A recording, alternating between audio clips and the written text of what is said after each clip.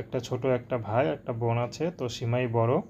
তো সীমার মা এত বড় সংসার চালাতে গিয়ে হিমশিম খেতে হচ্ছে। সীমার পড়াশোনাও বন্ধ হয়ে গেছে, সীমা ছোটোবেলায় বেশি পড়াশোনা করতে পারেনি।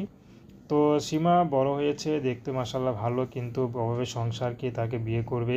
এদিক দিয়ে সীমা ছোট একটা ভাই বোন আছে, তাদেরও লালন পালন করতে হবে, তাদেরও খরচ আছে। তো তাদেরকেও সীমা চাচ্ছে, সীমার মা চাচ্ছে যে তার ছেলেকে মাদ্রাসায় দিব, মেয়ে ছোটো বোনকেও সীমা তার মাদ্রাসায় দিবে। কিন্তু তার মধ্যে যে সীমা যে বিয়ের বয়স হয়েছে সেদিকে কোনো খেয়াল নেই। তো সীমা এখন ইউটিউবে এসেছেন, যদি কোনো ভালো ব্যক্তি তার পছন্দের মানুষটি হতে চায়, অবশ্যই তাকে যেন মন থেকে ফোন দেয়। মন থেকে যে ফোন দিবে সে অবশ্যই ভালো মনের মানুষ হবে।